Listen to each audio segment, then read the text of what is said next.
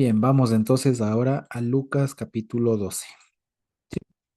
Y bueno, la anterior semana habíamos visto este pasaje, ¿no es cierto?, de estos ayes que hacía el Señor Jesús en su tiempo a los fariseos, ¿no es cierto? A los fariseos y a los intérpretes de la ley, como suelen poner por ahí, o los juristas, los abogados de la época, ¿no es cierto? Los que interpretaban finalmente la ley en su época, ¿no? Y habíamos visto algunos ayes y que eso tenía que ver con el pensamiento formalista que había en la época y habíamos hecho un contraste con lo que ahora tenemos, más bien, ¿no? Y que parecería que más bien nuestra actualidad se fue al otro lado. Entonces reflexionábamos de eso un poco la semana pasada, ¿cierto? Bueno, eh, eh, en esta ocasión vamos a ver que, eh, que digamos, que vamos a encontrarnos, que decir, con una serie de dichos del Señor Jesús que no serán nuevos para la mayoría de nosotros, pero que sí son, digamos, un conjunto de. Quiero decir, pero no, que no son, no fueron, o no fueron originalmente pronunciados por el Señor de una sola, sino que más bien corresponden a varios dichos que Lucas compiló, más o menos como lo que hemos venido viendo en los últimos capítulos, ¿ya? De hecho, si lo vemos de manera individual o de manera particular, cada uno de estos dichos, de estas enseñanzas, digamos, de estos pronunciamientos que el Señor hace, se nos vendrán a la mente muchas cosas, pero lo que quisiera ahora es que podamos verlo con los ojos de Lucas. Hagamos cuenta que somos un hermano gentil de la época, hagan cuenta un griego, un gentil, un hermano gentil convertido de la época, ¿no es cierto? Que no sabe nada de Abraham, no sabe nada de las cosas y apenas se ha convertido hace un poco tiempo y le llega el Evangelio de Lucas. ¿Ya? O sea, no tiene cómo comparar con Mateo, no tiene cómo comparar con Lucas ni con Juan. De ahí no tiene más que Lucas. ¿De acuerdo? Entonces, en ese sentido, hagamos cuenta que vamos a leerlo así. O sea, nos ha llegado, somos una congregación a la que nos ha llegado el Evangelio de Lucas y nos están contando ahora, pues, algunos dichos del Señor Jesús, ¿no es cierto? Y el contexto inmediato anterior es que el Señor Jesús ha resaltado algunas observaciones, algunos peros, por así decirlo, respecto de los fariseos, ¿no es cierto? Y que básicamente, hablando así en términos muy generales, les había dicho que pecan de formalistas, ¿no es cierto? O sea, pecan de regirse mucho por lo que les dijeron sus autoridades y no lo cuestionan. No se dan cuenta que a veces esos dichos, esas interpretaciones, pueden ir en contra del sentido común siquiera, ¿ya? Ese era el problema. Entonces, ese es el contexto inmediato. Ahora vamos a leerlo y dice así, el capítulo 12 de Lucas, ¿no es cierto? Dice, en esto, juntándose por millares la multitud, tanto que unos a otros se atropellaban, o sea, se golpeaban ahí, comenzó a decir a sus discípulos, primeramente, comenzó a decir a sus discípulos, y aquí vale la pena decirlo. Este primeramente puede entenderse de dos maneras, ¿ya? Comenzó a decir a sus discípulos como primer punto, o sea, primeramente en el sentido de no, como primer punto tal, pero este también se puede entender como acá les dijo a sus discípulos, primeramente cuídense de la levadura de los fariseos, ¿ya? En todo caso, ¿ya? De cualquier manera, vaya, de cualquier manera, el asunto es, más allá de primeramente o no, lo que comienza diciendo el Señor Jesús es, cuídense de la levadura de los fariseos, ¿ya? Y aquí Lucas nos dice qué es la hipocresía. Y esta primera frase que tiene Lucas aquí,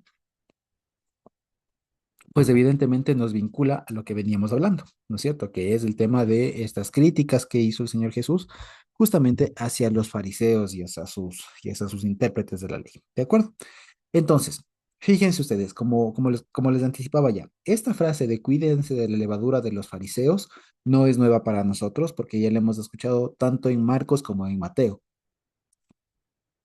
mayormente en Marcos. Ahora, el asunto es que en Marcos se explica de otra manera qué es la levadura de los fariseos y en Mateo se deja a la interpretación, se deja de manera bastante ambigua, si se quiere, qué es la levadura de los fariseos. Y aquí en Lucas nos da otra cosa de lo que es de lo que es la levadura de los fariseos. Entonces, aquí fíjense, según Lucas, la levadura de los fariseos es la hipocresía, ¿de acuerdo? De pronto aquí les quiero preguntar si es que alguien se acuerda, según Marcos, por ejemplo, qué es o en qué consiste la levadura de los fariseos. ¿Alguien se acuerda tal vez? ¿O en qué contexto se dijo?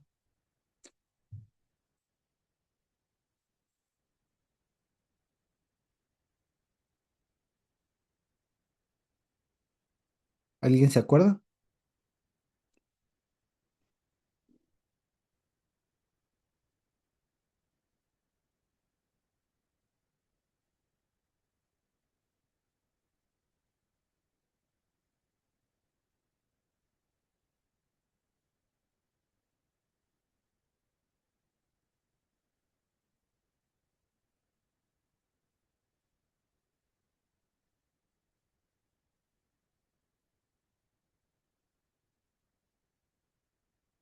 ¿Alguien se acuerda? O si no, fíjense ustedes, pueden leer Mateo, alguien que me ayude por favor leyendo Mateo 16:12, por ejemplo. ¿Quién lo tiene? Mateo 16:12.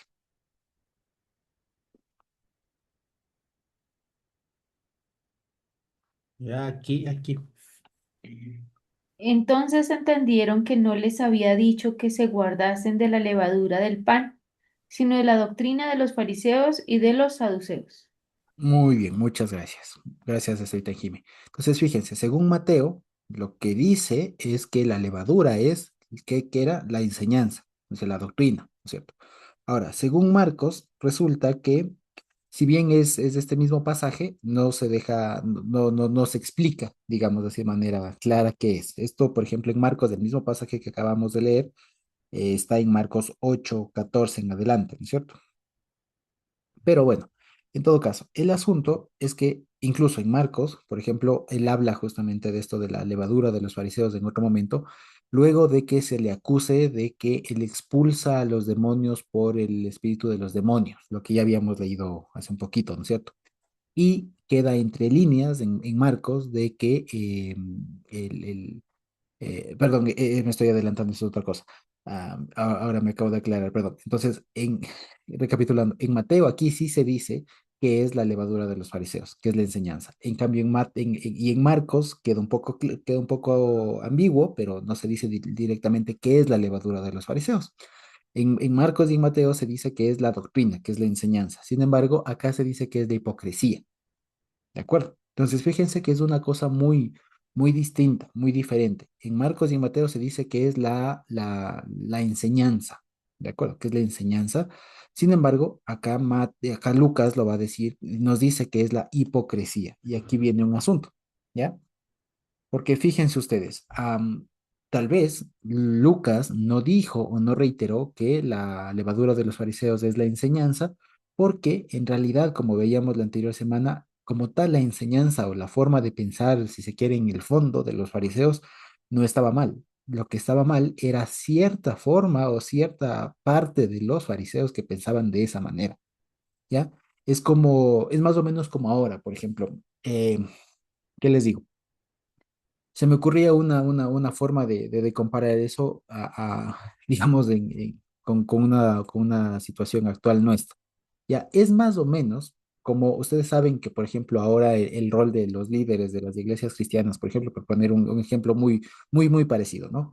Especialmente los pastores, ¿no? Son muy criticados, a veces ya se generaliza y todo, ¿no es cierto? Entonces se dice, no, pues los pastores son tal. Entonces, es más o menos como que si hoy en día el Señor Jesús dijera, o actuar, tratando de hacer una actualización con esto, es como que si el Señor Jesús dijera, cuídense de la levadura de los pastores, ¿ya? Entonces, esto evidentemente no es tan así.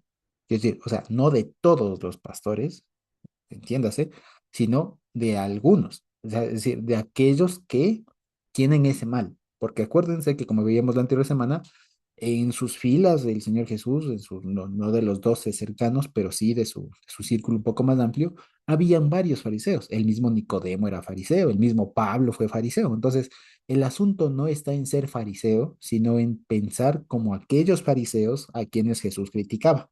¿de acuerdo? Entonces, cuando aquí dice que se cuiden de la levadura de los fariseos y dice que es la hipocresía, creo que me parece que Lucas es mucho más claro que decir la doctrina, porque si uno dice la doctrina, uno de manera automática descarta todo lo que pueda ser fariseo. Explico. Si uno dice, ¿no? La levadura de los fariseos es la doctrina, y eso lo entiende como toda la enseñanza, las interpretaciones, sus creencias, etcétera, pues entonces uno automáticamente, como les digo, descarta todo. Entonces, si viene de un fariseo, se anula y eso no sirve, ¿no es cierto? Pero resulta que si somos un poco más finos en ese análisis, resulta que, por ejemplo, el uso de las copas de vino en Pesaj, por ejemplo, resulta que es una interpretación farisea. Eso no está en la Torá, el uso del vino, por ejemplo. No está en la Torá. Sin embargo, el Señor Jesús la usó. Entonces, no sé si se dan cuenta. Entonces, el asunto, y aquí creo que Lucas cayó en cuenta de eso, de que no era lo mejor decir que era la levadura, o sea, que aquello que daña, que aquello que contamina, que aquello que, que corrompe, digamos, ¿no? Algo bueno, la masa en este caso, es la doctrina, porque en realidad buena parte, por así decirlo, de las interpretaciones y todo del fariseísmo no estaban mal, ¿ya? En realidad es algo rescatable, algo muy entendible, incluso hasta replicable en algunos casos. ¿Cuál era el problema de los fariseos? Entonces Lucas diría, el problema de los fariseos no es su doctrina en generalidad, sino su actitud. Y es la actitud de estos fariseos que era la hipocresía. ¿Y a qué se refiere con hipocresía? ¿Ya? Y vamos a verlo ahora. Entonces, fíjense, eso quisiera primero hacer esa puntualización, digamos, ¿ya? ¿Por qué? Porque ya les digo, si no, uno cae inconscientemente en algunas contradicciones o puede caer en algunas contradicciones. Ya les digo, es como que si hoy en día yo dijera, o el Señor Jesús viniera, ¿no? Y dijera, hermanos, cuídense de la levadura de los pastores. ¿Ya? Es una acusación así de grave. Me explico, es una acusación así. ¿Ya? Porque acuérdense que los fariseos en esa época era más o menos como decir hoy los pastores, los líderes, los que se supone que sabían, que tenían la batuta de enseñanza y todo lo demás. O sea, no eran cualquier persona. O sea, eran un grupo importante de la época. Entonces, es como que si hoy alguien dijera, cuídense cuídense de la levadura de los pastores, alguna cosa así. Entonces, es una acusación muy fuerte. Por lo tanto, hay que matizarla y entenderla de manera muy concreta a qué se refiere. Es evidente que si yo hoy dijera, cuídense de la levadura de los pastores, me estoy diciendo que todo y cada uno de los pastores está mal, ¿no? Evidentemente habrá muchos que son buenos, que hacen bien su trabajo y demás. Entonces, no es de todos, es de aquellos o de algunos casos muy puntuales, ¿no es cierto? Lo mismo pasaba en esa época. Entonces, la levadura de los fariseos, aquí Lucas nos aclara y nos dice, es la hipocresía. ¿De acuerdo? Y que la hipocresía, como ya podemos advertir, o sea, ya nos cuadra con esta pequeña aclaración, pues decimos, claro, la hipocresía es todo lo que se les venía diciendo arriba, ¿no es cierto? Que piensan de una manera, pero terminan haciendo otra. Que en su afán de guardar la santidad, ¿qué les digo? La, la pureza, etcétera, de ser, en su afán de ser agradables al Señor, terminaban haciendo la vida invivible. Entonces, ese era el problema básicamente de los fariseos, ¿de acuerdo? Entonces, cuando el Señor les dice, según Lucas, que la levadura de los fariseos es la hipocresía, eh, entiéndase como una aclaración. Muchos, por ejemplo, podrían decir que esto es una contradicción, ¿no? Porque si es que yo leo Mateo y leo Marcos, dicen que la levadura de los fariseos es la doctrina, y aquí no sé qué es la hipocresía, entonces se contradicen, ¿no? No, no se contradicen. Acuérdense que Lucas escribe en un tiempo posterior a esos dos evangelios y se dirige a otro público. De tal manera que, como les decía, si nosotros fuéramos un gentil de la época, que por primera vez lee esto o que no tuvo oportunidad de haber leído Marcos y Mateo, yo voy a entender además con el contexto inmediato de los ayes y todo lo demás que leímos la anterior semana, me voy a dar cuenta que, claro, lo que ellos fallaban, y no todos, sino que algunos fariseos fallaban, era en esa doble moral, ¿no? En esa doble medida. Y eso básicamente es la hipocresía, ¿no? En ser muy rigurosos en unas cosas y muy laxos en otras. Y básicamente ser muy rigurosos en lo que no importaba, en aquellas cosas que podían ser eh, que no debían ser tan rigurosas y en cambio se hacían muy laxos en lo que, muy laxos, quiero decir, no, o sea, muy poco rigurosos en lo que había que ser riguroso.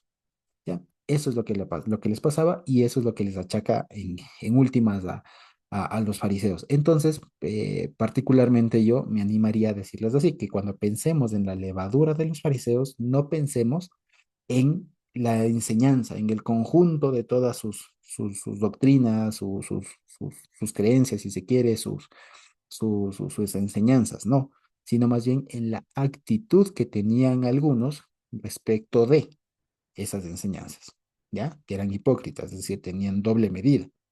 Como les decía, eran para aquello que tocaba ser riguroso, eran laxos, y para aquello que podía uno ser laxo, eran muy rigurosos, ¿ya? Ese es el asunto. Entonces, fíjense, en últimas, aquí está en el entre líneas hay una cuestión. Porque al igual que si yo me levantara o cualquier persona hoy se levantara a decir una acusación así de fuerte contra líderes importantes de la nación, pues todas las personas, la reacción, imagínense, o sea, imagínense que yo voy a un, qué sé yo, en un gentío, un congreso de muchas iglesias, ¿ya? Y me paro y se me ocurre pararme y digo, cuídense de la levadura de los pastores, que es la hipocresía, ¿ya? El que menos, el que menos me diría, está llamando a los pastores hipócritas, ¿ya?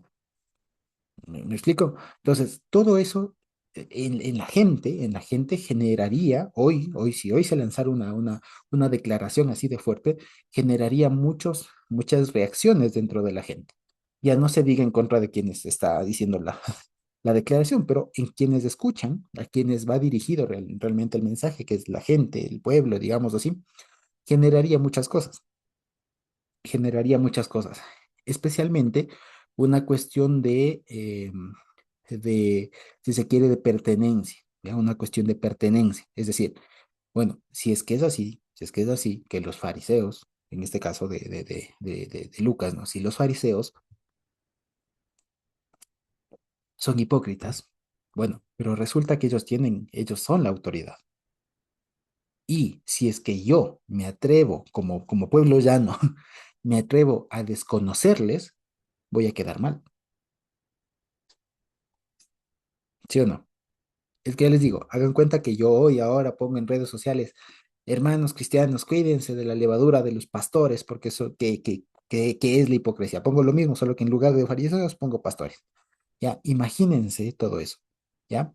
Tal vez alguien así como uno o un líder, lo que sea, podría decir eso, ¿ya? Podría decir eso, pero la reacción que eso ocasiona en la gente que lo escucha, que no es líder, es la otra, es decir, puede decir, sí, o sea, sabemos que eso es así, sabemos que estas personas no son las más probas, que tienen muchos defectos, que tienen tal vez más defectos que virtudes, pero resulta que yo no puedo decir eso tan en público. Eso lo dices tú, Señor, porque eres tú, Señor Jesús. Yo no puedo decir eso. Yo no puedo simplemente rebelarme ante esas autoridades. ¿Me explico? Me iría muy mal, me iría muy mal. Entonces, a partir de ahí, de esa pequeña reacción que puede haber generado, es que se puede comprender de mejor manera lo que viene. Que ustedes verán que me permití aquí encerrar en unos cuadritos punteados, ¿no es cierto? O interlineados. Fíjense que hay uno más grande, un celeste, y en el del centro que está uno en un azul un poquito más oscuro. Y es que me pareció que todo este pasaje es una especie de quiasmo, es decir, es aquello que se dice aquí al inicio tiene que ver con lo que se dice al final y apunta a lo que se dice en el medio. Así dicho de manera muy rápida lo que es un quiasmo, ¿ya?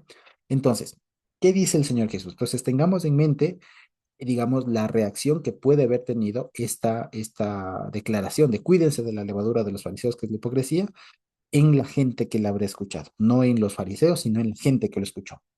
Dice así, el 2: nada hay encubierto que no haya de descubrirse, ni oculto que no haya de saberse. Por tanto, todo lo que han dicho en tinieblas, a la luz se oirá, y lo que han hablado al oído en los cuartos internos, se proclamará en las azoteas, ¿ya? Y esto, fíjense ustedes, si yo lo leo así solito, no necesito ser teólogo para darme cuenta de que está diciendo que básicamente para Dios no hay nada secreto, ¿ya? Eso es todo, ¿ya? Para Dios no hay nada secreto. Pero si yo lo leo así solo, sí, se entiende, pero falta conectar con algo más. O sea, ¿qué ha de saberse? Uno puede decir, bueno, yo puedo decir en lo secreto verdades. O sea, yo puedo tener una verdad, puedo tener una revelación y decirlo así, de oreja a oreja, ¿no? O sea, lo que quiero decir es que normalmente uno cuando lee este pasaje, uno se imagina que se refiere a cuestiones ocultas malas, ¿no? O sea, no hay nada encubierto, no hay un pecado oculto, un secreto, un chisme que no haya de saberse, ¿no? Pero no, si somos bastante objetivos, digamos, en realidad esto está diciendo un hecho, o sea, delante de Dios no hay nada oculto, no hay secretos, ¿ya?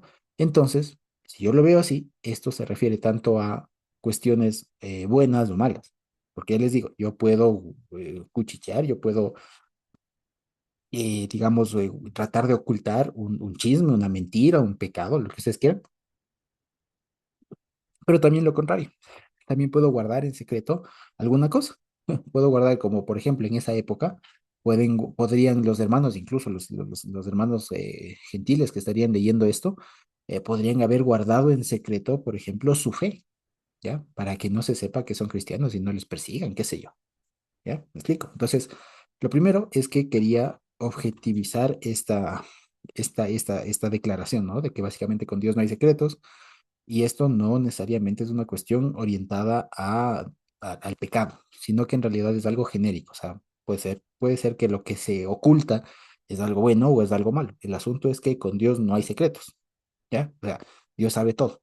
O eventualmente todo sale a la luz, tanto lo bueno o lo malo. ¿De acuerdo? Entonces, fíjense, eso lo primero. Pero aún así, digamos, desambiguando, como se dice en esta palabra, esta frase, resulta que tampoco dice mucho. O sea, por sí sola nos da solamente una información. O sea, con Dios no hay secretos. Entonces, vamos a ver qué más sigue diciendo. ¿No es cierto? Dice, pero les digo, amigos míos, no teman a los que matan el cuerpo y después nada más pueden hacer. Les mostraré a quién deben temer. Teman a aquel que después de haber quitado la vida, tiene autoridad para echar en el Gehenna. Sí, les digo, a este tema. ¿No se venden 5 pajarillos por un asarion? Con todo, ni uno de ellos está olvidado delante de Dios, pues aún los cabellos de su cabeza están todos contados. No teman, pues, más valen ustedes que muchos pajarillos. Ah, entonces, cuando yo leo la parte inicial, ¿no? De que no hay nada encubierto, o sea, no hay secretos, ahora se comprende más con lo que acabamos de leer. ¿Qué dice? No teman a los que matan el cuerpo. En el contexto, ahora, una vez más, si yo lo leo solamente este fragmento de aquí, estos 3 versículos, 4 versículos, del 4 al 7, por sí solo se entienden, ¿sí o no? Se entiende claro. ¿Cuántas enseñanzas no habremos escuchado? Solamente de estos 4 versículos, ¿no? No teman al que mata el cuerpo, sino al que puede matar algo más. Cierto que igual está en Mateo, está en otros evangelios. Bien, pero resulta que, fíjense, si yo lo leo solo, se entiende, y lo que me va a decir es, sí, no temas a la gente que te puede hacer daño aquí, puede ser alguien bueno o malo, o sea, el que te puede causar un daño aquí, no hay que tenerle miedo, en realidad hay que tener miedo a Dios, que es el único que puede condenar realmente y destruirnos, ¿no es cierto? Ya, eso es lo que se entiende generalmente, y como les digo, esto de manera solita se entiende, pero adquiere una mayor riqueza cuando se lo une con lo de arriba y con lo de más arriba. Entonces, fíjense, lo que les dice aquí en el medio de teman a Dios, básicamente, o sea, a Él sí tengan de miedo, se conecta con lo de arriba, cuídense de los fariseos y se conecta con lo que les decía. ¿Ya? Ahora se ve más claro por qué les decía eso. Volviendo a mi ejemplo, al ejemplo que les ponía, ¿no? Si yo en una convención cristiana me levanto de la nada y yo digo, cuídense de la levadura de los pastores, ¿qué es la hipocresía? ¿Ya? Seguramente los pastores se me molestarán, se me pondrán en contra, pero tal vez algunas personas que compartan mi postura podrán decir, bueno, pero eso lo dices tú. Yo no puedo decir esa cosa. Yo no puedo decir eso porque puede haber represalias de esas personas. ¿Me explico? O sea, no es lo mismo que Jesús les critique a que un campesino de la época diga, sí, los fariseos son lo peor. ¿Me explico? Entonces, claro, ahí se explica por qué es que Lucas arma toda la historia así, porque acuérdense que estos posiblemente fueron dichos sueltos del Señor Jesús, o sea, fueron dichos que el Señor Jesús pronunció en algún momento, pero que Lucas en esta ocasión los arma de esta manera para dar una enseñanza más cohesionada, como ya lo hemos visto en otra ocasión. ¿De acuerdo? Entonces, fíjense cómo se entiende. El Señor Jesús les dice, cuídense de la levadura de los fariseos, y lo que les terminaría diciendo es, y no les tengan miedo. Fíjense, no les tengan miedo, ¿ya? Porque, digamos así, todo lo que ustedes digan, incluso en oculto, o sea, si ustedes incluso están en desacuerdo con esto, o sea, están en desacuerdo con los fariseos, ahorita tal vez no se sepa, pero eventualmente va a salir a la luz. ¿Me explico? Se nota, Se nota. lo podemos ver. Entonces, fíjense ustedes cómo Lucas tiene esta finura para presentar esta enseñanza así, ¿ya? Pero como les digo, hay unas cosas como entre líneas que creo que vale la pena rescatar, ¿sí? Entonces, ahí se entiende el argumento que dice el Señor Jesús, ¿no? No teman al que mata el cuerpo y después nada más te puede hacer, pero teman al que puede, al que tiene autoridad para echar en el Gehenna, ¿ya? Y tal. Ahora, aquí unos datos como para entender a qué se refiere. Aquí fíjense ustedes que he preferido poner el término tal como aparece en griego, ¿ya? El Gehenna, en las Biblias normalmente podrán tener o aparecerá la palabra infierno, ¿ya? ¿Y por qué he preferido ponerle así? Para que no nos liguemos o este versículo no se vincule directamente al concepto posiblemente que compartamos ahorita o que tengamos de infierno. Porque si yo les digo, por lo general, si yo les preguntara, ¿no? Defíname o descríbame el infierno, pues seguramente tendremos la idea medieval de infierno, o sea, la idea católica del infierno, es decir, un lugar de fuego, ¿no es cierto? Un lugar de fuego donde posiblemente reine el demonio, ¿ya? Y que ahí están los que hasta ahorita han muerto, ¿no es cierto? O sea, los que ahorita han muerto y no eran salvos, estarán ahí precalentándose, digamos, alguna cosa así. El asunto es que vale la pena, y esto solo dicho de manera muy rápida, ese concepto de infierno, del que podamos ver en las iglesias católicas, si ustedes se van, por ejemplo, a la iglesia de la Compañía, de acá de Quito, por ejemplo, ustedes van a ver que hay un cuadro del cielo y del infierno. Ya, ese cuadro del infierno también se pueden ver en el internet, ¿no? Ustedes pueden ver ahí cuadro del infierno, Iglesia de la Compañía, Quito, y verán que sale ahí toda la representación. Bueno, esa representación es una interpretación católica que es muy reciente, o sea, comparado con cuando el Señor Jesús dijo esto, es una interpretación muy nueva.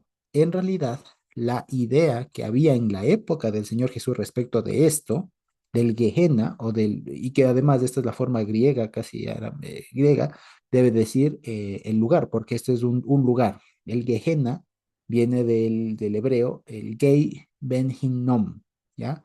El valle de los hijos de Hinnom, ¿de acuerdo? Y eso pasó al griego por Gehenna, ¿ya? Y después se le tradujo como infierno. Ahora, ¿por qué el Gehenna o por qué el valle de los hijos de Hinnom es relacionado con el infierno? Por varias razones. Una, en tiempos del Antiguo Testamento, ese lugar que es básicamente un valle en la parte sur de Jerusalén, que se une con el valle del Cedrón, era el lugar en donde históricamente, cuando Israel se desviaba, se hacía sacrificios paganos, si se quiere, ¿ya? Y luego, en la época, por ejemplo, de la reconstrucción ya de Jerusalén con Esdras, Nehemías y en adelante, esa parte de ahí era donde por lo general se quemaban algunos desechos, se quemaban la basura o incluso la gente iba a botar todos sus desperdicios. O sea, era el basurero, básicamente, ¿ya? Y por lo general ahí se solía encender fuego, según se dice, ¿no? Para que se esté quemando la basura y tal. Entonces, esa idea de basurero con la idea de fuego, que además el fuego, ¿ya? Se unió, digamos, a el fuego, pero ¿por qué se unió a esta idea de infierno y todo lo demás? Se unió porque el fuego tiene algunos algunos conceptos atados, ¿no es cierto? Entonces, bíblicamente, quiero decir, el fuego bíblicamente tiene que ver con castigo, ¿ya? Y tiene también que ver con purificación y cosas por el estilo en algunos contextos, pero especialmente se vinculó el concepto de castigo, del fuego con castigo y de destrucción, ya el concepto de destrucción y de castigo se unió a ese lugar, a ese valle que era el basurero, porque ahí había fuego y tal.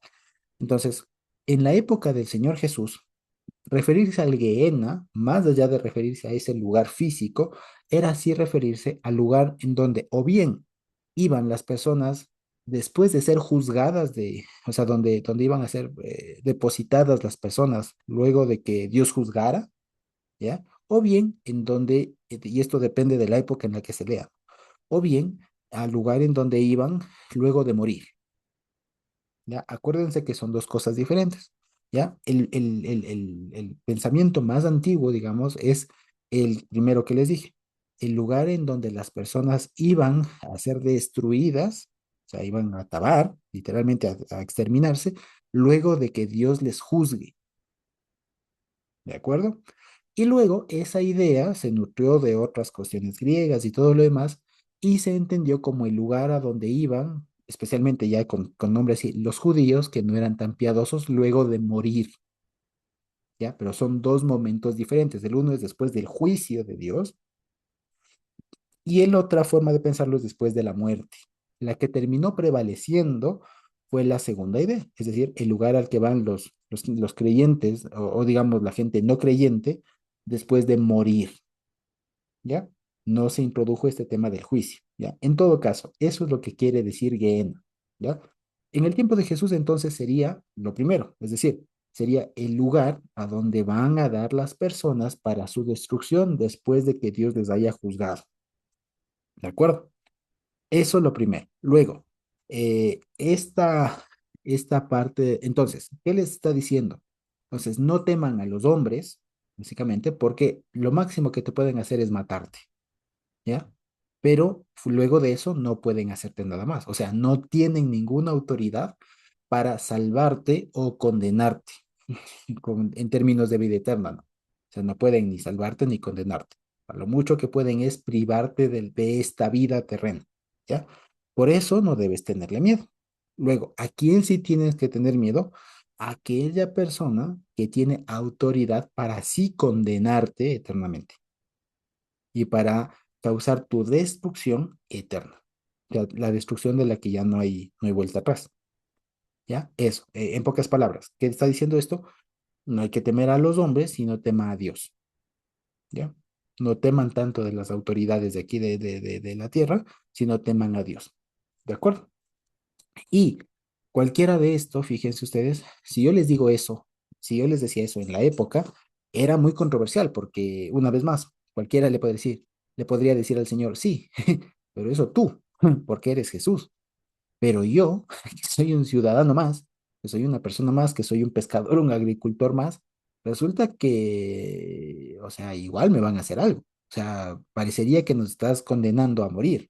Porque si nos dicen, no, tú di nomás y no tengas miedo, pues resulta que más bien parecería que me estás digamos, conduciendo a la muerte. O sea, no estás valorando mi vida. ¿Ya?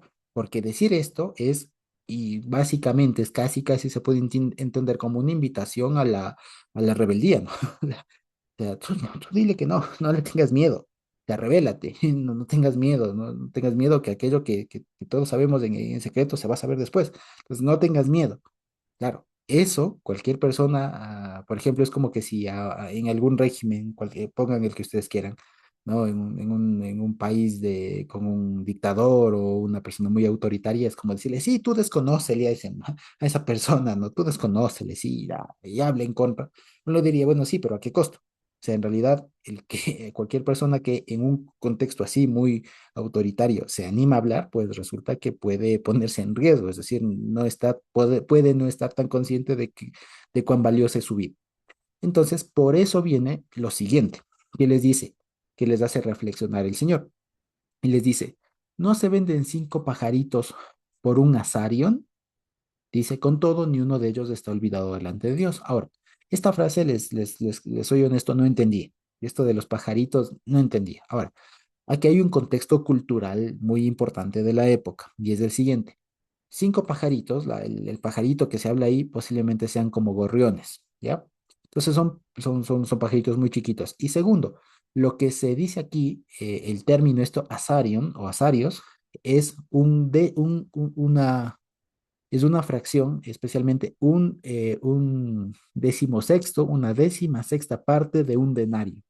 Acuérdense que un denario era el salario de un día de trabajo en la época. Ahora, un asarion era una décima sexta parte de eso. ¿De acuerdo? Entonces, poniendo en términos actuales, supongamos que el día de trabajo hoy, poniéndole así como bajo el salario mínimo, cueste algo de $20, para redondear los números, ¿no? Supongamos que vale hoy $20, que está más o menos alrededor de eso, ¿no? $20 el día de trabajo. Bueno, una decimosexta parte de 20 es algo así como de $1.25. Entonces, hagan cuenta que en esa época se podía comprar dos pajarillos de esos por 1.25, $1.25. Es decir, era una carne muy barata.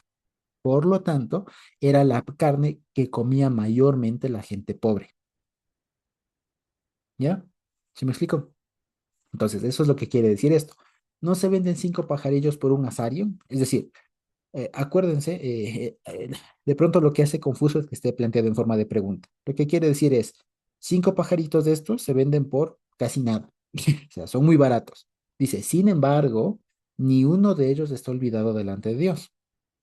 Es decir, aún esos pajaritos que tú encuentras en el mercado casi regalados, son valorados por Dios. Y aquí hay un argumento que si ustedes quieren, y en términos judíos, utiliza un argumento Kalba-Homer, es decir, cuanto más, pero en realidad aquí más que un cuanto más es de menor a mayor. Si Dios cuida de lo poco, cuanto más cuidará de lo mucho, ¿no? Que es lo que dice acá finalmente. No teman, ustedes valen más que muchos pajaritos. Y les dice aquí un intermedio, ¿no? Aún los cabellos de su cabeza están todos contados. ¿Qué significa eso? Que Dios cuida de ustedes. Por lo tanto, ¿qué está diciendo todo hasta aquí? ¿Qué está diciendo hasta aquí? Una, es cierto que los fariseos y el liderazgo de la época en términos generales ha fracasado, son hipócritas, tienen doble medida, su interpretación, su medida, su actitud no sirve. Por lo tanto, esto que se sabe de secreto en algún momento va a ser público y ustedes, por lo tanto, no tengan miedo de decirlo, o sea, no tengan miedo de demostrarlo. ¿Por qué? Pero esto no implica que su vida no valga nada. Al contrario, decir esto y pensar así implica o hay que hacerlo a partir de la premisa, o sea, partiendo de que el Señor Jesús y Dios nos tiene en mucho aprecio. Es decir, pensar de esta manera y en este contexto, mostrar una postura opuesta a la de las autoridades, no es desmerecer la vida de uno, sino al contrario, saber que Dios nos lo valora lo suficiente, nos valora mucho, ¿sí? Eso básicamente. Y luego, finalmente, fíjense que vuelve a hablar un tema de alguna declaración y tal. Y dice así, les digo que todo aquel que me confesare delante de los hombres, también el Hijo del Hombre le confesará delante de los ángeles de Dios. Pero el que me negare delante de los hombres, será negado delante de los ángeles de Dios. Fíjense, una vez más, si es que este pasaje lo tomo solito, se entiende, no hace falta, a diferencia del otro, ¿no?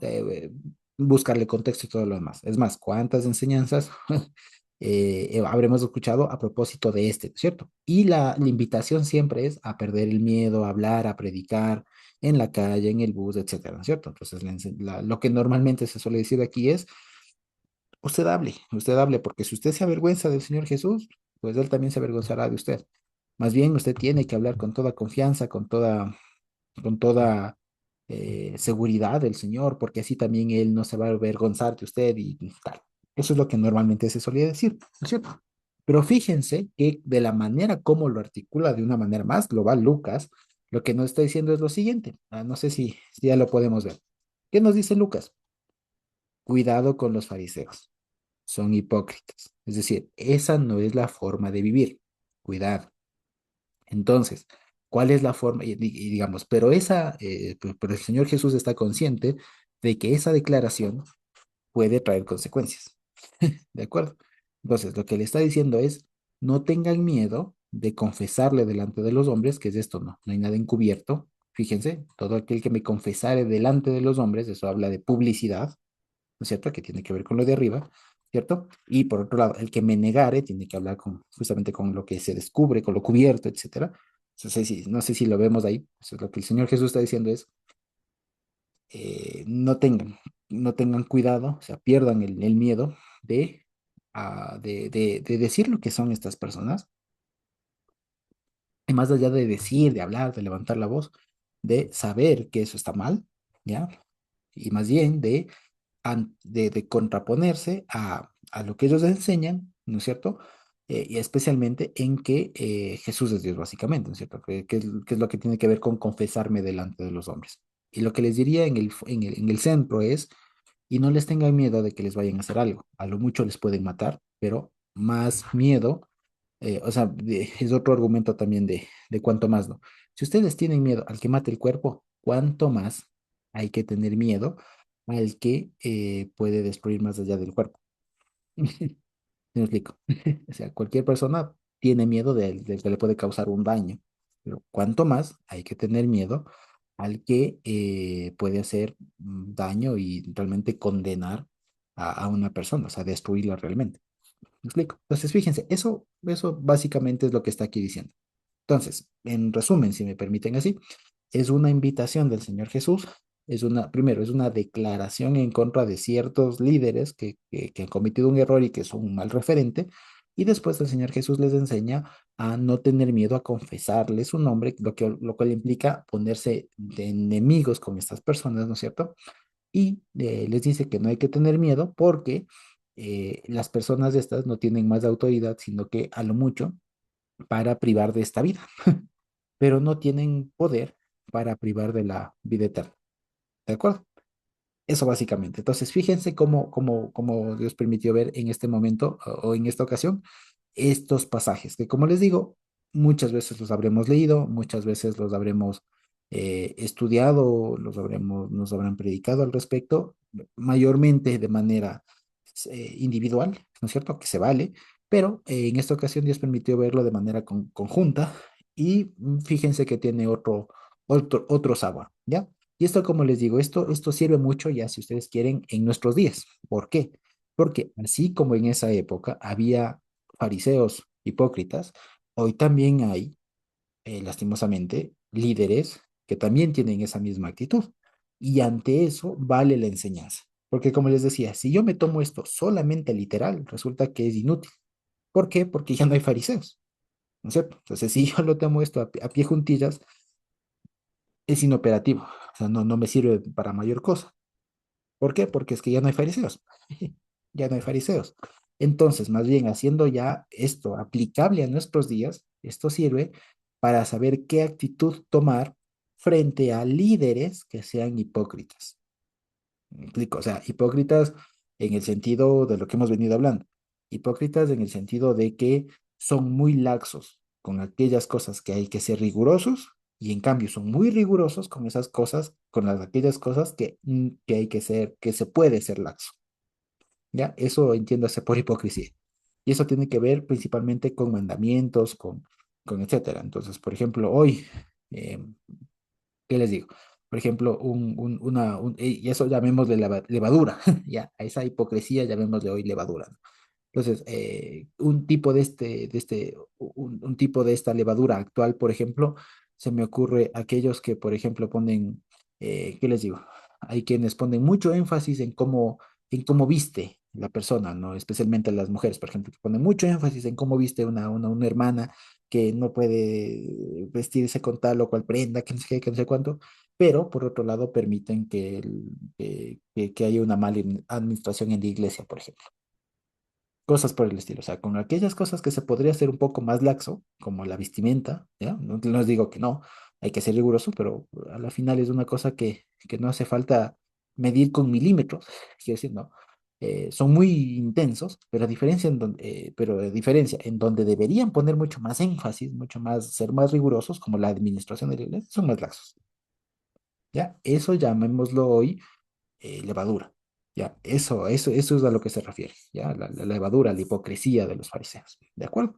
Entonces, una vez más, cuando hoy hablemos ya en términos técnicos, especialmente entre nosotros, ¿qué les parece si en adelante a esta forma de pensar, que le hablábamos la anterior semana de formalismo y tal, llamémosle ya con los términos bíblicos, es decir, levadura, ¿ya? ¿Qué es levadura? Es esto, o sea, que es una persona que no tiene bien calibrada la regla, ¿no es cierto? Es decir, donde tiene que medir con metros, mide en milímetros, y donde tiene que medir en milímetros, mide en metros, o sea, explico, o sea, tiene mal la balanza, tiene muy mal los parámetros de medida, ¿ya? Sí me explico, o sea, donde tiene que medir de una manera más rápida, más amplia, mide chiquito, mide así de manera muy minuciosa. Y en cambio, donde tiene que ser muy minucioso, pasa de largo. Explico, eso es básicamente. Entonces, eso, por ejemplo, existe hasta ahora. Y eso es un pensamiento muy levaduresco, llamémoslo así. Ya, y por ese sentido, a pesar de que hoy ya no hay fariseos, hay bastante líder, digamos, o hay suficiente pensamiento levaduresco, ¿ya? Entonces, ¿cuál es la levadura finalmente que sigue vigente y que sigue lastimosamente actuando hasta ahora? Es esta forma de medir, es esta forma de enseñanza, de medida, si se quiere, o esta actitud frente a los mandamientos que con unos son muy rigurosos y con otros les, les, les importa. Es como, por ejemplo, les digo uno que, por ejemplo, está pasando, o suele pasar mucho en tiempos como los que estamos viviendo hoy, ya en este tema de ataques entre países y todo lo demás. Entonces, son muy minuciosos, ¿no? En lo que no deberían serlo, por ejemplo, en ver las profecías, que no sé qué, que las palabras, no sé qué, son muy minuciosos ahí en buscar la última coma para tratar de ver alguna cosa, pero resulta que pero en cambio, no son minuciosos, ¿no es cierto?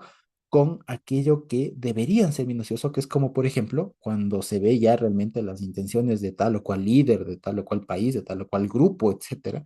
Ahí, en cambio, no les importa, ahí son minuciosos y lo que les importa es lo macro, ¿no? No, es que la intención de tal o cual es lo mucho, ¿no? Ay, por eso le pasan y, y no son minuciosos.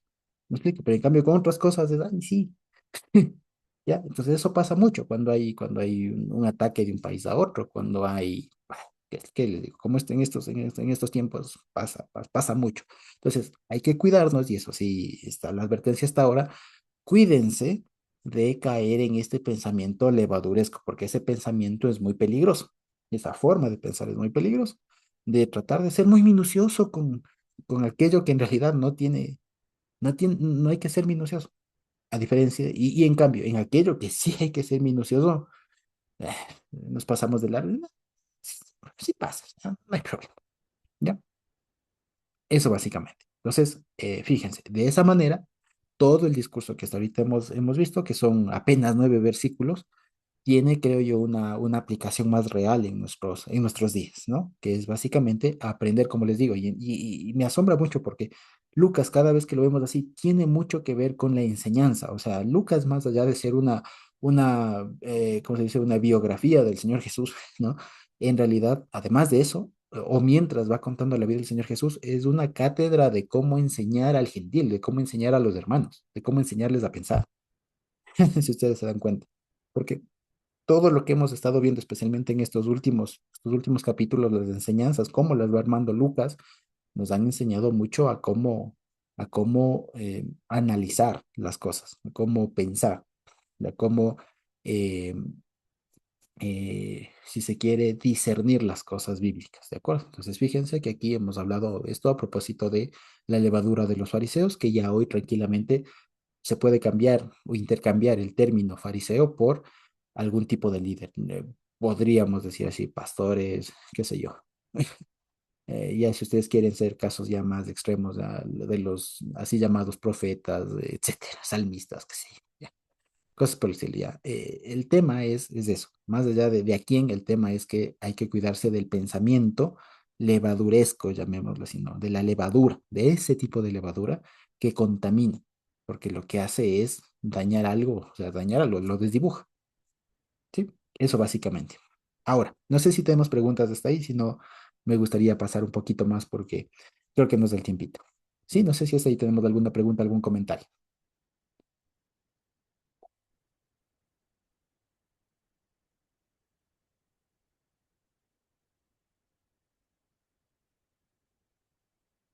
¿no? Bueno, entonces, vamos a ver. Ah, y aquí faltaba justamente. Entonces, luego, la siguiente parte a la que va esto es justamente esto que normalmente en nuestras Biblias suele venir como la famosa, el pecado imperdonable, suelen poner algunos, o otros suelen poner este tema de la blasfemia contra el Espíritu Santo. Pero ahora, con todo el contexto que hemos venido hablando, fíjense que se entiende de una manera distinta ya a lo que normalmente solemos decir. Y dice, a todo aquel que dijere alguna palabra contra el Hijo del Hombre, se le perdonará, pero al que blasfemare contra el Espíritu Santo no le será perdonado. Cuando les trajeren a las sinagogas y ante los líderes y las autoridades, no se preocupen por cómo o qué han de alegar o qué han de decir, porque el Espíritu Santo les enseñará en la misma hora lo que deban decir. Fíjense ustedes entonces, esto, como les digo, ¿cuántas veces no hemos escuchado o hemos presenciado enseñanzas, prédicas, etcétera, sobre esto, ¿no? Y se ha hablado mucho de la blasfemia y qué es la blasfemia, del Espíritu Santo y no sé qué. Y se trata de poner una tipología, o sea, como de cuál es, ¿no? Dígame usted cuál es. Y sobre esto, al inicio me estaba confundiendo con esta parte, ¿no? Siempre se ha dicho cuál es se ha tratado de ver cuál es la blasfemia, porque aquí, por ejemplo, no se dice cuál es. Ya, aquí en Lucas no se dice, en Mateo tampoco se dice, en Marcos se dice de manera indirecta, porque está en el contexto, este pasaje aparece en el contexto de cuando el Señor Jesús expulsa un demonio, expulsa demonios, y los fariseos le acusan de que los expulsa por Belcebú, ¿ya? Entonces, como le dice, no, este expulsa a los demonios por Belcebú, el príncipe de los demonios, y el Señor les da toda la explicación y termina diciendo, ¿no? Entonces, atribuir la expulsión de demonios al demonio, ¿cierto? Y eso, atribuirlo al Señor Jesús, eso es la blasfemia contra el Espíritu Santo. Vale. Bueno, resulta que el énfasis, ya, primero, el énfasis no está tanto en intentar identificar cuál es la blasfemia contra el Espíritu Santo, ¿no?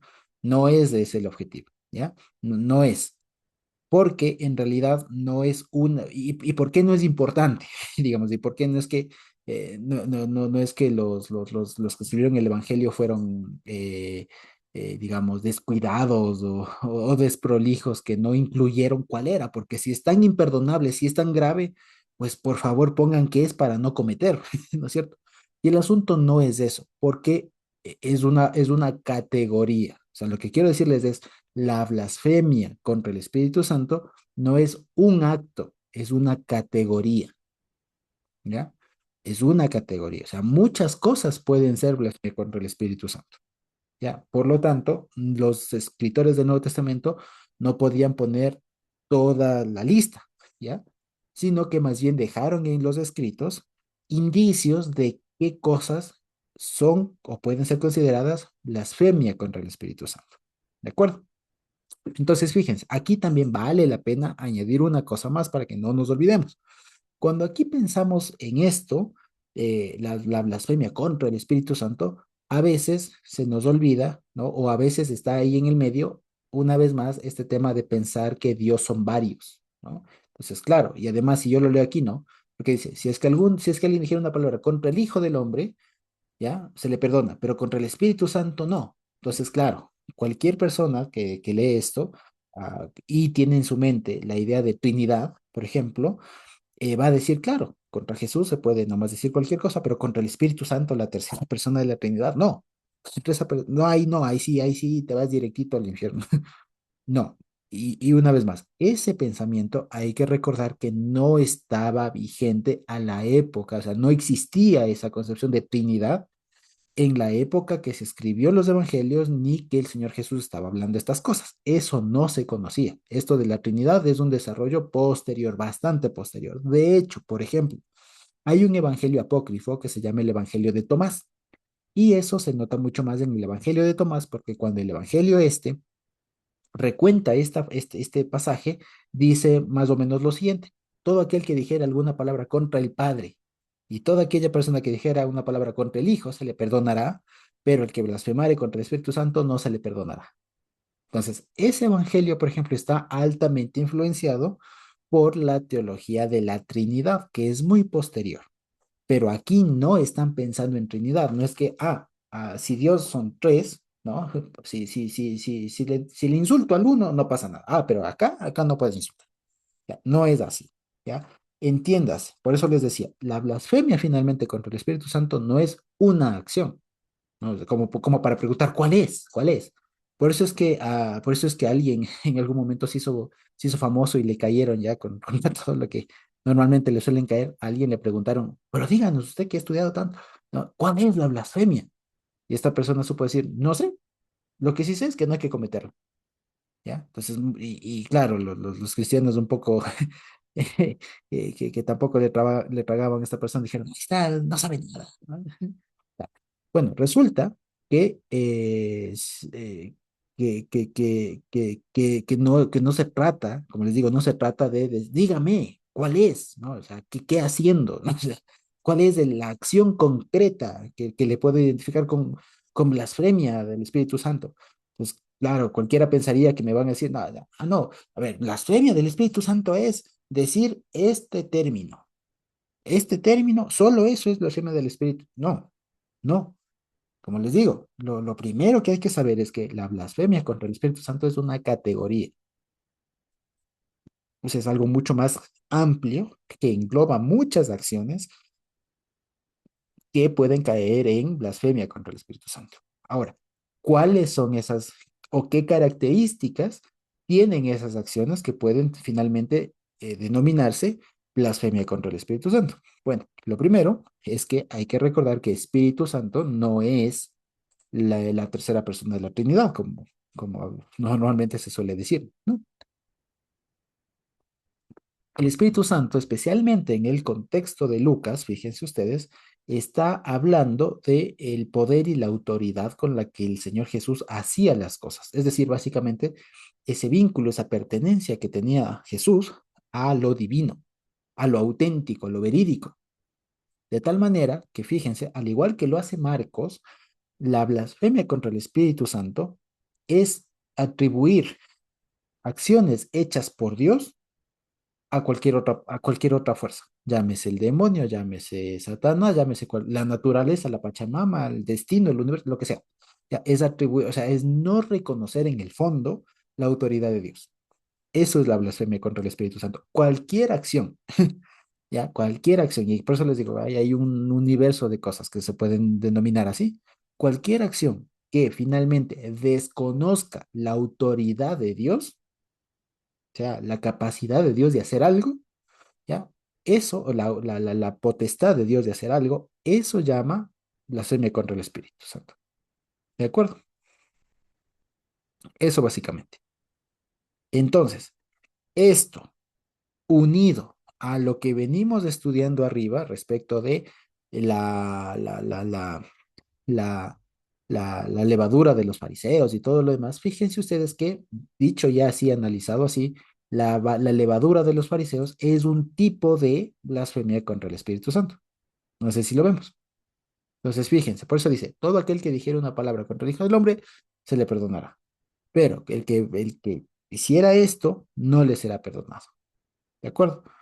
Ahora, fíjense que este tema viene otra vez siendo un tema o está inmiscuido ahí este concepto de lo secreto y lo público, ¿no? De lo secreto y lo público y tal. ¿Por qué? Porque dice, cuando les trajeren a las sinagogas y ante los líderes y las autoridades, es decir, cuando les llevaren ante los judíos y ante los gentiles, básicamente, no se preocupen por cómo o qué han de alegar, o sea, qué han de preparar en su defensa o qué han de decir, porque el Espíritu Santo les enseñará en la misma hora lo que han de decir. Acuérdense que una vez más, aquí Espíritu Santo, además de lo que hemos dicho, está apareciendo como, o está apareciendo en el mismo sentido, o Lucas lo usa en el mismo sentido que más antes, un poquito antes, había utilizado respecto de el dedo de Dios. ¿Ya? El dedo de Dios, justamente cuando el Señor hablaba de la expulsión de los demonios y todo lo demás. Entonces, le está utilizando en el mismo sentido de el dedo de Dios, acuérdense. Y para, en este contexto, el dedo de Dios, en este contexto el Espíritu Santo, no es otra cosa sino esa intervención divina puntual. Acuérdense que hablábamos de eso, ¿no? Que el dedo de Dios hace referencia a cuando el poder del Señor Dios mismo actúa de manera muy puntual en alguna ocasión, ¿de acuerdo?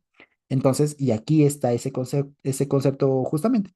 Entonces les dice, no se preocupen de lo que ustedes van a hablar, ¿ya? No se preocupen porque Dios va a actuar de manera muy puntual y les va a hacer hablar lo que tengan que hablar. Y finalmente, y digamos, y eh, casualmente, por así decirlo, ¿no? Esto justamente le pasó al mismo Pedro. Acuérdense que Pedro, ya hemos de llegar al libro de Hechos, cuando en Hechos 3 por ahí les cogen presos, resulta que estaban presos y cuando se tuvieron que defender, no, no es que prepararon una defensa, prepararon ahí su alegato, no, no, o sea, simplemente le sacaron, se defendieron, o sea, dijeron lo que tenían que decir, sabía toda la gente que tenían razón, sin embargo, igual les pegaron y todo lo demás, ¿no? Entonces, fíjense, esto a la larga, si incluso yo fuera una persona de las que eh, leyó esto por primera vez, posiblemente me acordaría de Pedro y de cuántos otros hermanos que les pasó eso y que les seguiría pasando. Porque en esa época, acuérdense que era delito, era crimen ser cristiano, posiblemente, en muchas ocasiones. Entonces, si es que uno era encarcelado, si uno era perseguido, enjuiciado legalmente, bajo la ley de ese mundo, que diciendo, por ser cristiano, por confesar al Señor Jesús, pues este pasaje me venía de perlas, ¿cierto?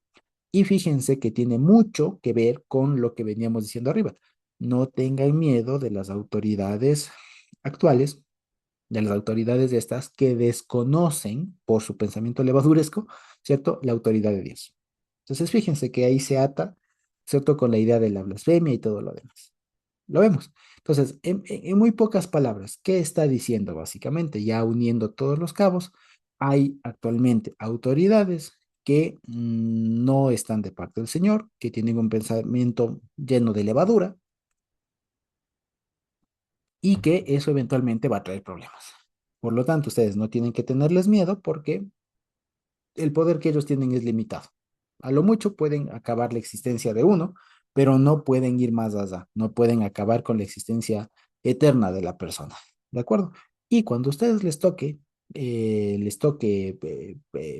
declarar, confesarme, ustedes háganlo con toda la libertad, porque, por un lado, asimismo yo les voy a declarar allá en el juicio final, allá en el juicio delante de la corte celestial, yo les declararé, les diré que sí, ustedes son de los míos, y por otro lado, cuando les toque comparecer aquí ante las autoridades, tampoco tengan cuidado de qué van a decir porque Dios va a intervenir de manera muy puntual ahí.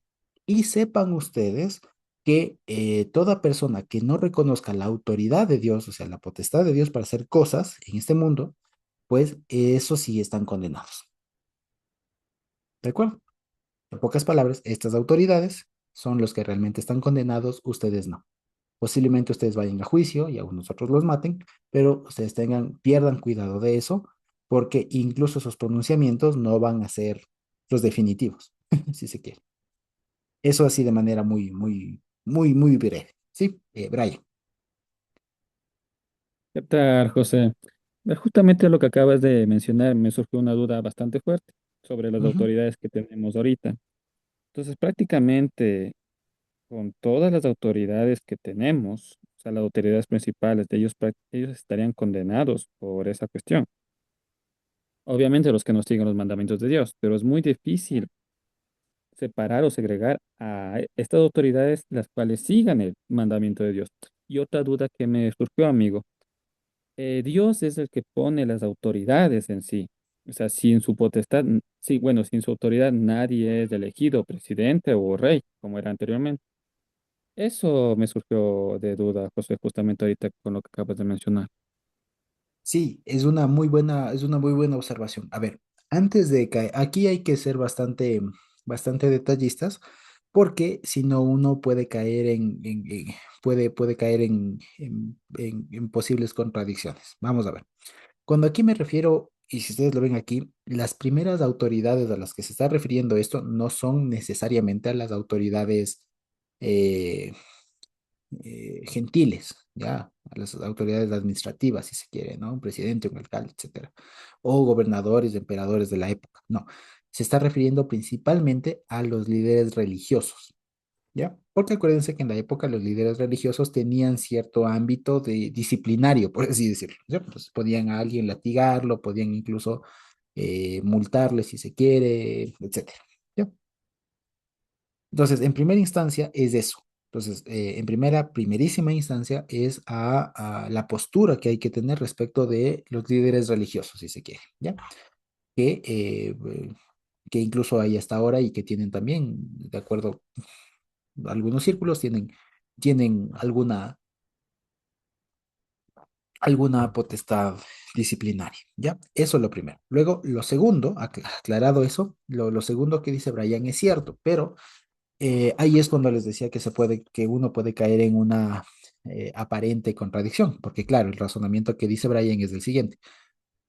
Sí, lo que aquí no está haciendo es un llamado a la rebeldía, básicamente, ¿no es cierto?, a rebelarme a la autoridad por estas razones.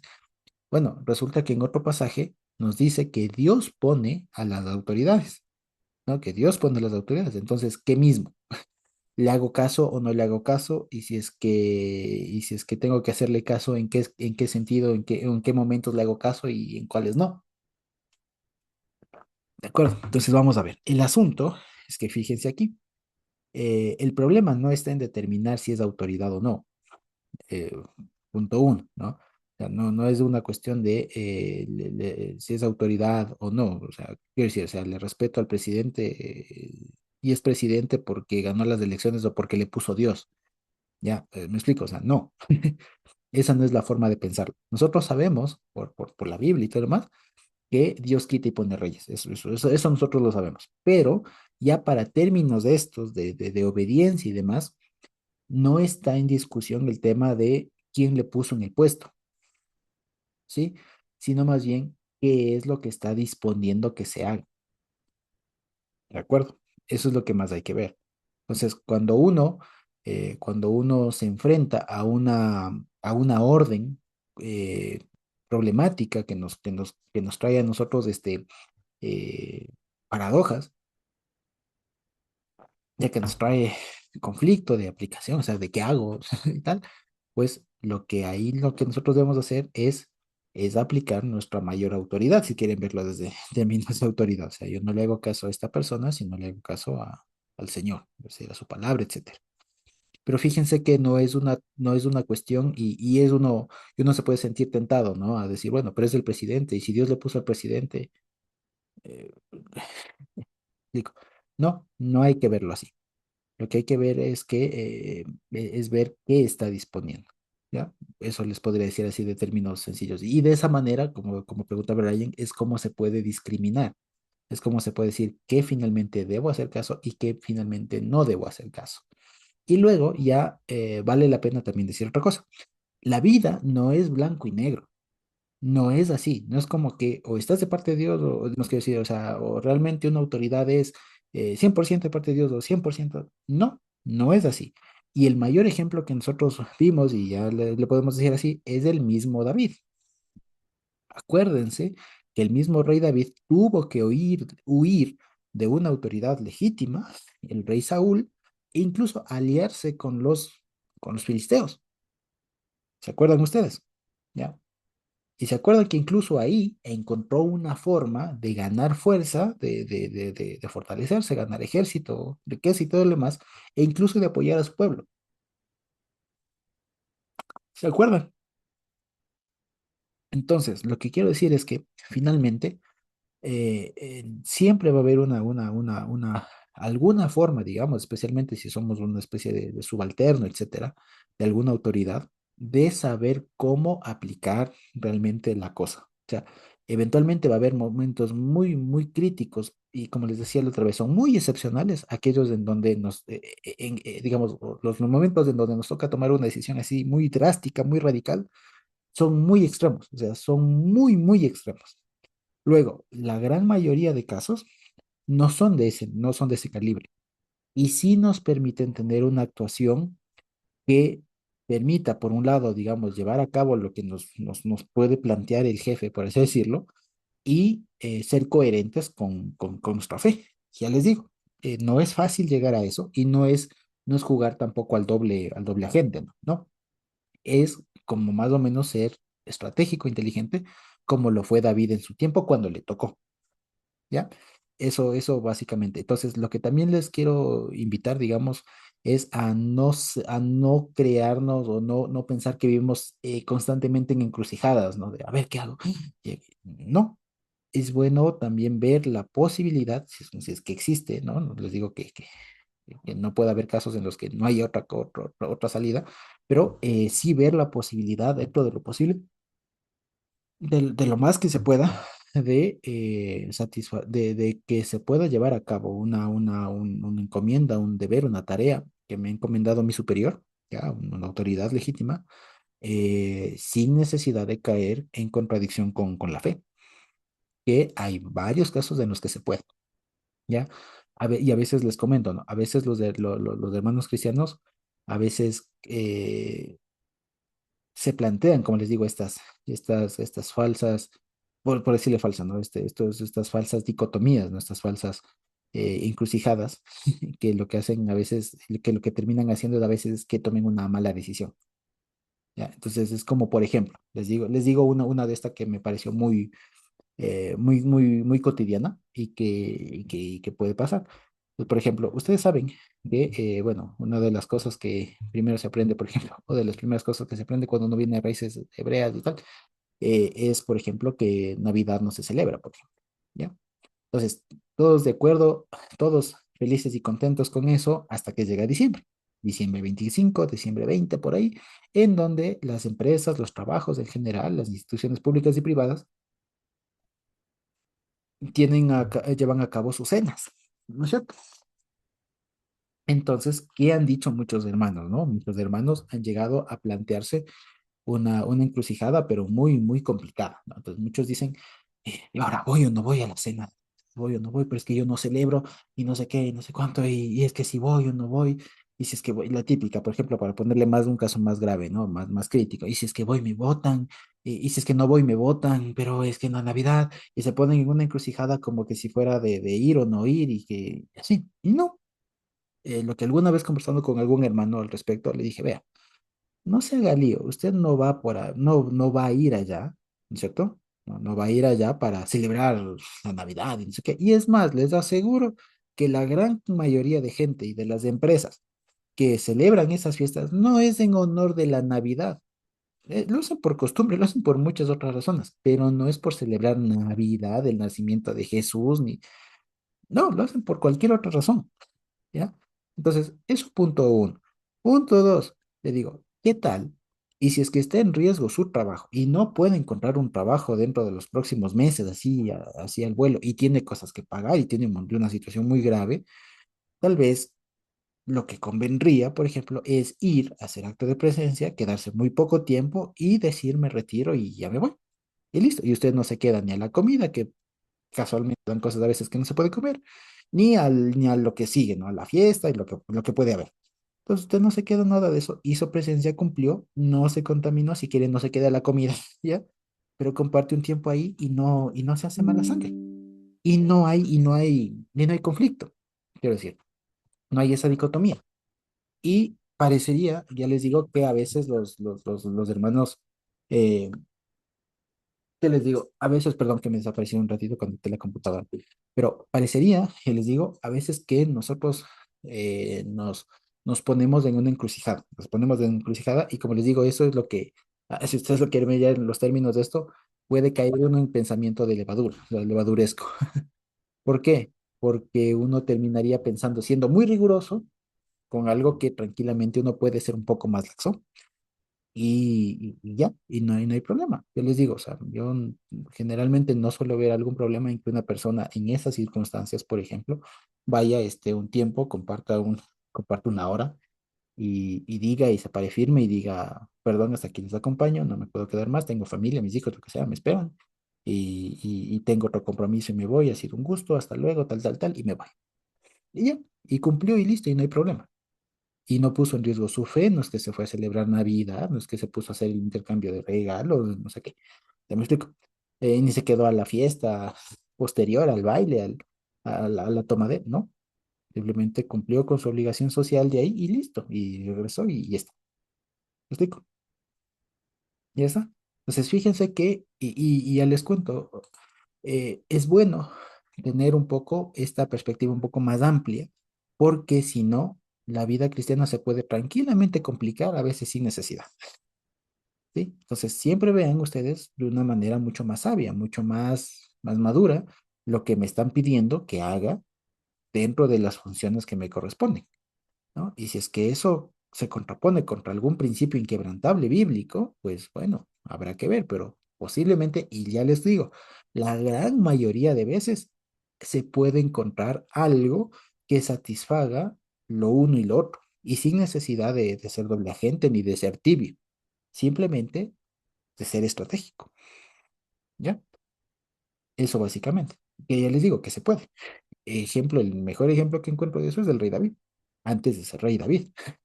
Ya cuando era un vasallo de Saúl y le tocó huir y le tocó aliarse a los filisteos. Ya, ya leímos toda esa historia y vimos cómo y rescatábamos. ¿Se acuerdan ustedes que rescatábamos mucho cómo es que David siguió siendo fiel a Israel a pesar de que era un vasallo filisteo?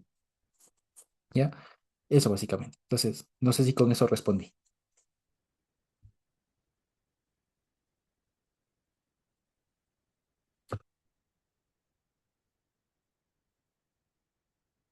¿Sí? Bueno, eso básicamente. Entonces, bueno, me hubiera encantado avanzar un poco más, pero creo que estamos sobre el tiempo. Ya la siguiente semana hemos de ver con el tema esto de la avaricia y todo lo demás, ¿sí? En todo caso, no sé si hasta aquí hay alguna otra pregunta. De acuerdo, gracias, güey. No sé si de pronto tenemos alguna otra pregunta, algún otro comentario sobre lo que hemos visto ahora y si no, podríamos ir terminando.